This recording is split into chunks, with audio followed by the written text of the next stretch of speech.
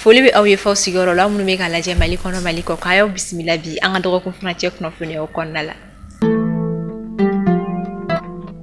Kunnafoni daminɛla an ka jamana ɲɛmaa Général d'armée Assimi Goïta ale kɔni adamadenya dɛmɛ kɔni don ka taa an ka jamana kɛnɛyaso ni o ye lapitaniso olu kɔni yɔrɔ. O don to ale kɔfɛ ni o ye ɲɛfurakɛ yɔrɔ hôpital dermatologique fana kɔfɛ Bamako fo ka taa se hôpital du Mali ma fo ka taa se centre de santé de référence CCRF kɔni ma Bamako commune sabanan kɔnɔna la an ka jamana ɲɛmaa a ye wulikajɔ kɛ kura ye ka taa fɛn min ye Jikɔrɔni Jɛnɛkabugu olu ka asako minnu bɛ yen nɔ a ye adamadenya dɛmɛ kɔni ta ka ɲɛsin olu ma fo ka taa se Lafiyabugu ta yɛrɛ o kɔni ma min bɛ tali kɔni kɛ panneau solaire yɛrɛ kɔni doli la ni dɔgɔtɔrɔso kofɔlen ninnu kɔnɔna la walasa ka se ka baara nɔgɔya kɛnɛya tigilamɔgɔw bolo ani ka se ka banabagatɔ olu yɛrɛ fɛnɛ lafiya cogoya min na. Dɛmɛdi min kɛnɛ kan a kɛra bonyaba ye kosɛbɛ kɛnɛ kan an ka jamana minisiri min ɲɛsin don kɛnɛya ko ma médecin colonel Asaba Jalo Touré ale kun bɛ yen nɔ fo ka taa se an ka jamana maaba caman wɛrɛ olu ma.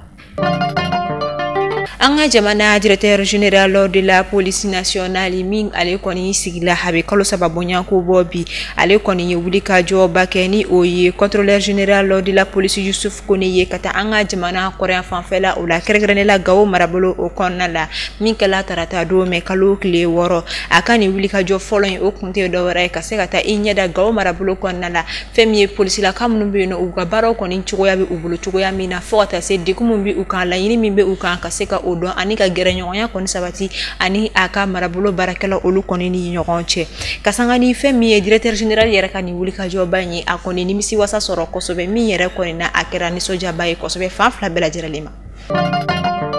CMDT ni o ye an ka jamana kɔri baarayɔrɔba ye ni wagati in na ale kɔni directeur général kɔni o falela min yɛrɛ sigili kɔni tun laɲini kɛra kabini kalo caman bɔɲanko ni a bɛ taa kalo 10 bɔɲanko la ale kɔni ye baaraw kɔni daminɛ ni wagati in na fɛn min ye CNDT directeur kura o de ye monsieur Mamadou Mustafa Jara o ye. An bɛ to AES kunnafoniyaw kɔnɔna la ni wagati in na capitaine Ibrahim Traoré ale bɛ Senabɔl la Moscou kɔfɛ yen Russie jamana o kɔnɔna la o komi min na ka sanga ni kunungo juma ye wuladafɛla wagatiw la ani AES jamana ministre de la défense ni o olu kɔni sigira ka kuma min kɛnɛ kan an ka jamana ministre de la défense kun bɛ yen nɔ ni o ye général Sadio Kamara ye sigi ka kuma yɛrɛ kɔni tagara fɛn caman kɔni kan ni o yɛrɛ kɔni bɛ tali kɛ fɛn min ka dɔn k'a fɔ AES basigiliko ani baarakura bolodaw lakana ani ɲɛtaga siraw fɛ. Abubakar Sise ni o ye malien demi sigilen tun do Faransi jamana kɔnɔna la ni maa dɔ ye ale bɔnɛ a ni na ka sito san 22 la ka sabu kɔni kɛ ni dusukun juguya yɛrɛ o kɔni ye min kɛra sababu ye ka fɛn min ye Faransi jamana kɔnɔna la silamɛ diinɛ fitigilama fɛn fɛn bɛ fo ka taa se diinɛ wɛrɛ ani farafin minnu bɛ fo ka taa se fara siya wɛrɛ olu ma min na bɛɛ wulila ka jɔ ka sanga ni waleya in kɔni ye o de ye kama Abubakar Sise yɛrɛ ale su nana an ka jamana kɔnɔna la ni o ye ba Maliba ye min na alamisa don mɛ kalo tile 8 ale kɔni ka sukoya olu baaraw daminɛ la min yɛrɛ kɔni kɛla Grand-Tigibugu terminus fɔlɔ misiri ba yɛrɛ kɔni na kɛnɛ min ka an ka jamana maaba caman kɔni bɛ tasibilaw caman kɛra Abubakar Sise ye o kun kelen kɔnɔna la kuma min na subɔla misiri la u kɔni ye u kunda n'a ye a yɛrɛ kɔni faso dugu yɛrɛ kɔni kan min na u t'a ta ka taa da a dayɔrɔ laban na a faso dugukolo o kan an b'a fɔ Ala ka saya kɛ Abubakar Sise ma lafiya ye Ala ka kisi ma jugu ma kan don u kalo dibi la.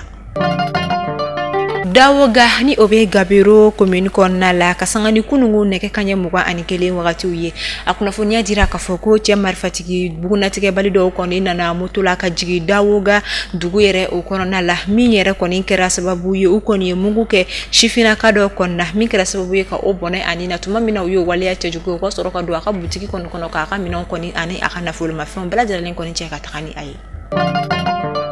An bɛ wagati min na i ko sisan jamanadenw kɔni wulilen don ka jɔ kosɛbɛ mun kɔni bɛ k'u ka dɛmɛ bila ka taa jamana ɲɛmaa yɔrɔ dɔw kɔni sɔnna fɛn min ye ka dɔn k'a fɔ parti politique kɔni ka baaraw ɲɔngirilen man kan dɔw kɔni a yira k'a fɔ ko a ma bɛn u ma fiyewu nka ka sanga ni wulikajɔw ye sɛgɛsɛgɛli ni an b'a fɔ ma ko enquête d'opinion a yirala k'a fɔ ko ni malien de sigi 100 sara la 72 o ni a kunkan fɛn olu de kɔni dalen don an ka jamana ɲɛmaa Général d'armée Assimi Goïta la wa minnu b'a kɔ ka a dɛmɛ u ka hakilinaw farikolo ani u seko bɛɛ la.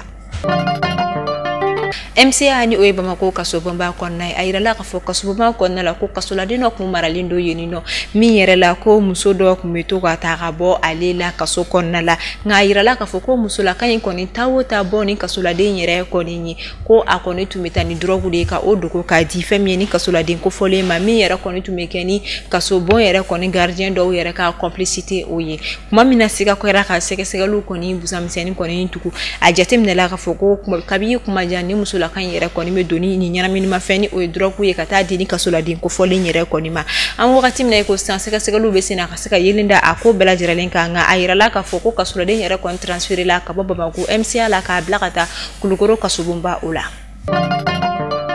Femi an ka jamana brigade mobile d'investigation BMI des douanes maliennes ka sangadu ka wuli ka jɔ kɔni ye eri 24 kɔnɔ u kɔni ye tigɛ kɔni kɛ yurugu kɛla kulu fila yɛrɛ de kɔni kan ka sangani mɛ kalo tile 8 ye Moribabugu ka olu fɛ yen fɛn min Bamako BMI kɔni ye wuli ka jɔ kɛ min na u kɔni ye tigɛ kɛ bolimafɛn dɔ la min kun bɛ ka bɔ Segu jamana kɔnɔna la ka i kunda faba o kɔni kan bolimafɛn min kɔnɔna la yirala ka fɔ a bɛ taa sukoro bɔrɔ 200 la ani fɛn min ye vaccine koli